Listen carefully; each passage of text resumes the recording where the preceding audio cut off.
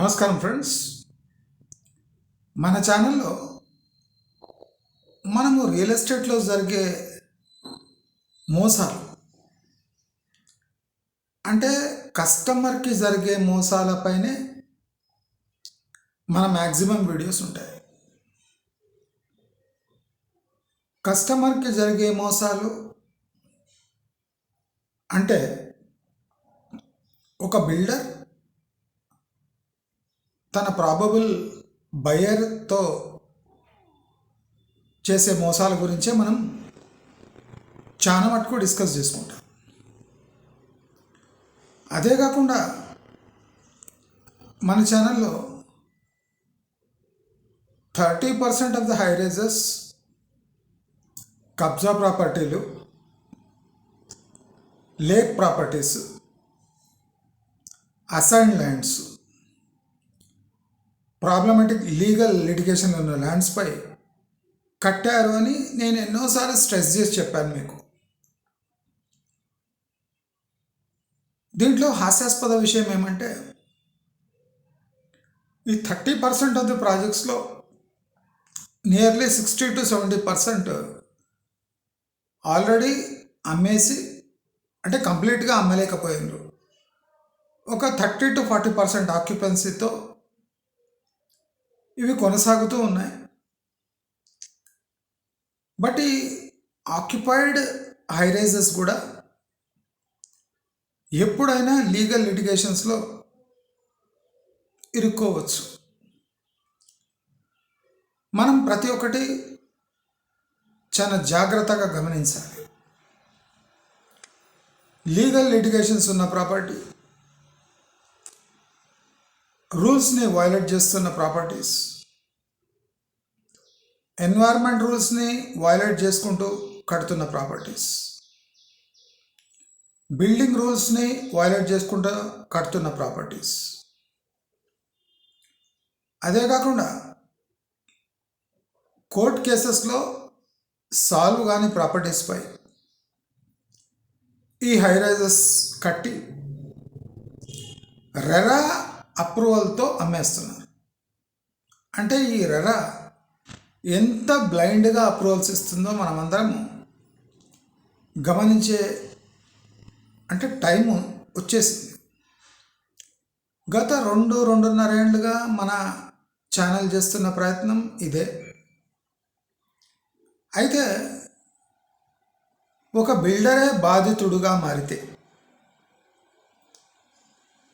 ఆ బాధితుడు చాలా పాపులర్ బిల్డర్ అయితే ఆ బిల్డర్ కట్టిన ప్రాపర్టీ యొక్క లీగాలిటీ తనకు ప్రశ్నార్థకంగా మారితే అది ఎలా ఉంటుందో మనం ఇవాళ డిస్కస్ చేయబోతున్నాం. హైదరాబాద్లో ఖాజాగూడలో రీసెంట్గా SAS క్రౌన్ అనే కట్టిన బిల్డర్ SAS ఐ టవర్ అని ఖాజాగూడలో కట్టాడు. అయితే ఈ SAS ఇన్ఫ్రా ఒక consortium of wealthy individuals real ఎస్టేట్లో ఇన్వెస్ట్ చేసి లాభాలు పంచుకునే ఈజీ మెథడ్ని ఎంచుకున్నారు. అయితే SAS ఐ టవర్ ఒక 10 ఎకరాలలో డెవలప్మెంట్కి ఇచ్చిన ల్యాండ్ ఓనర్ ఒక IAS officer, retired IAS officer. తాను 3 ఎకరాల ల్యాండ్ గిఫ్ట్ డీడ్ కింద అమ్మాయికి ఇచ్చింది, పెద్ద అమ్మాయికి. అమ్మాయి చనిపోవడం వల్ల ఆ ఆస్తి కాస్త ఆ చనిపోయిన అమ్మాయి యొక్క హస్బెండ్కి చెందింది. అంటే ఈ ల్యాండ్ ఓనర్ ఈ రహస్యాన్ని దాచిపెట్టి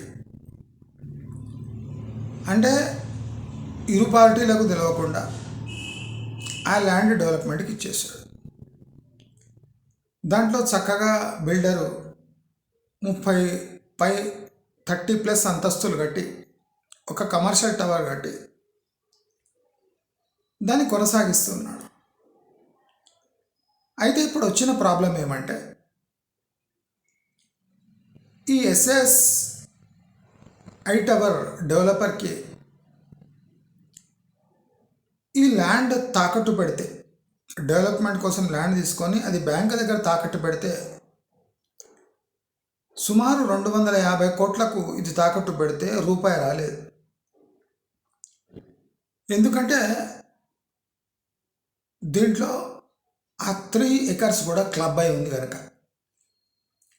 అంటే ఈ క్లబ్డ్ ప్రాపర్టీ టోటల్ ఆ వెంచర్ని ఇల్లీగల్గా మార్చేసింది.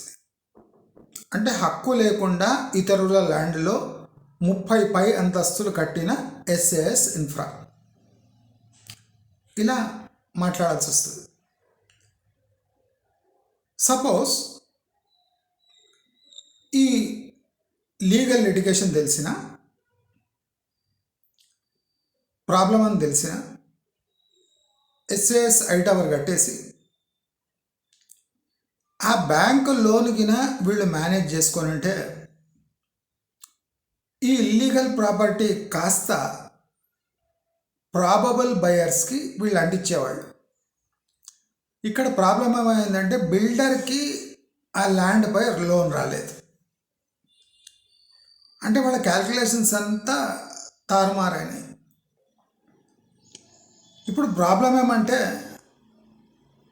ఆ ల్యాండ్ పై లోన్ రాకపోయినా వీళ్ళే డబ్బులు వేసుకొని ఆ 30 అంతస్తుల బిల్డింగ్ కట్టేశారు.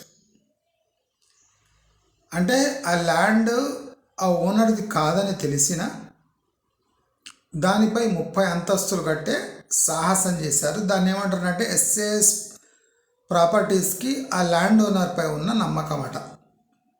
నమ్మకం 10 ఎకరాల ఖాజాగూడాల ల్యాండ్ నమ్మకం. ఆ నమ్మకంతోనే 30 అంతస్తులు కట్టి అదే నమ్మకంతో ప్రజలకు శటకోపం పెడదామని చూసిండ్రు. కానీ వాళ్ళకే లోన్ రాకపోవడంతో అలర్ట్ అయ్యి కోర్టులో కేసేసిండ్రు. అంటే ఇది ఒక స్మాల్ ఎగ్జాంపుల్. దీంట్లో కొసం మెరిపేయమంటే ఆ ల్యాండ్ ఓనర్ ఈ ల్యాండ్ లిటిగేషన్ పూర్తి అయ్యే వరకు ఆ total టవర్లో a commercial property అమ్మరాదు, A property అమ్మరాదు అని ఒక కోర్టు ఇంజక్షన్ ఆర్డర్ తీసుకొచ్చు. దీనివల్ల కంప్లీట్ అయిన ప్రాజెక్టు ఈ ల్యాండ్ లిటిగేషన్ క్లియర్ అయ్యే వరకు అమ్మడానికి వీల్లేదు. అంటే ఇలాంటివి బిల్డర్ని మోసం చేయకుండా బిల్డర్ మేనేజ్ చేసి బ్యాంక్ లోన్లు తెచ్చి కట్టి జనాలకు అంటించేవి ఎన్ని ప్రాజెక్ట్స్ ఉంటాయి. ఇది పెద్ద టోకన్ అమౌంట్ కనుక అక్కడ క్లియర్లీ గిఫ్ట్ డీడ్ క్యాన్సల్ చేసుకున్నా అది అప్పటికే వాళ్ళ హస్బెండ్కి వర్తిస్తుంది కనుక హస్బెండ్ కూడా దాంట్లో భాగస్వాముడు కనుక ఆయన అప్రూవల్ లేకుండా ఆ ల్యాండ్ ఆ అమ్మాయి తండ్రి అమ్మలేడు కనుక, అంటే ఇన్ని ఇఫ్స్ అండ్ బట్స్ ఉన్నందుకు అక్కడ బ్యాంక్ లోన్ రాలేదు. బ్యాంక్ లోన్ రాకుండా రానప్పుడు ఒక బిల్డర్ అలర్ట్ అయ్యి కోర్టు కేసేస్తున్నాడు. అంటే క్లియర్లీ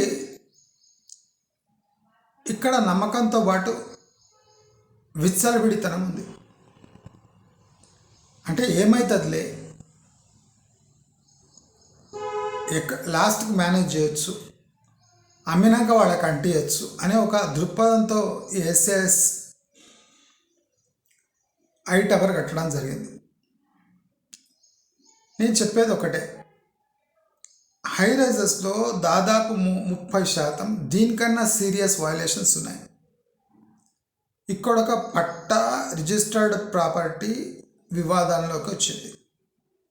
దాంట్లో గిఫ్ట్ డీడ్ అంటే ఎట్లనే మేనేజ్ చేయొచ్చు,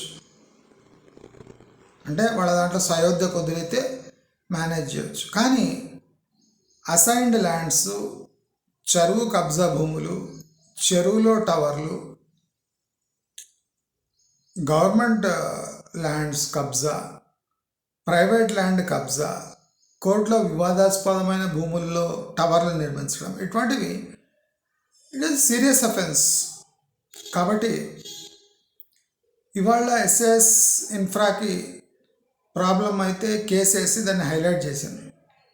కానీ వందలాది వేలాది కేసులు జనరల్ పబ్లిక్కి వయలేట్ అవుతుంటే, ఇలాంటి సంఘటనలు జరుగుతుంటే ప్రభుత్వం కానీ కోర్టులు కానీ ముందొచ్చి ఈ వివాదాలను తలనెత్తుకొని సాల్వ్ చేసే ఏ అటెంప్ట్ చేస్తలేవు. రోజు మనం చూస్తుంటాం, ఏదో 2-3 రోజులకు ఒకటి రియల్ ఎస్టేట్ ఫర్మ్ బోర్డు తిప్పేసేది, దాంట్లో మేజర్ ఫండ్స్ కలెక్ట్ చేసి ఎవరికో భూములు ప్లాటుగా చేసి ఎవరికో అంటించి పోయే సంఘటనలు మనం జనరల్లీ చూస్తూ ఉంటాం. కాబట్టి మనం హైదరాబాదులో ప్రాపర్టీ కొనేటప్పుడు అసలు బిల్డింగ్ చూసి వాళ్ళ పత్రాలు చూసి రిజిస్టర్ అయిపోయిందని మనం రిజిస్టర్ చేసుకోవడం కాకుండా, అసలు లింక్ డాక్యుమెంట్లో అంత పెద్ద బిల్డర్ అయినా అసలు ల్యాండ్ ఎవరికి చెందింది, ఈయన ఎట్లా కట్టిండు, రెరా అప్రూవల్ ఎట్లొచ్చింది, ఈ ఛాలెంజెస్ అన్నీ ప్రతి ఒక్క ఇండివిజువల్ బయర్ చూడాల్సిందే. నేను ఎన్నిసార్లు చెప్పిన, స్టూడియో ఫ్లాట్స్ చూసుకొని మీరు పెద్ద బిల్డర్ అని కొనకండి. ఆ పెద్ద బిల్డర్ కూడా పెద్దగా పోయి ఉంటాడు, అది బయట చెప్పుకోలేక అలాగే సాఫ్ట్గా ఫ్లాట్స్ అమ్మేసి చెక్కేస్తాడు. కాబట్టి ఎంత రెప్యూటెడ్ బిల్డర్ అయినా ఎవరైనా లింక్ డాక్యుమెంట్స్లో ల్యాండ్ డీడ్స్ని చెక్ చేసి మరి ఈసీ చూసి మరి ల్యాండ్ పొజిషన్ కబ్జా చెక్ చేసి మరి ఫ్లాట్స్ కూడా మనం ఇంత డీప్గా స్టడీ చేసి కొనవలసిన అవసరం హైదరాబాద్లో ఏర్పడుతుంది అని అందరికీ తెలియజేసుకుంటూ నమస్కారం.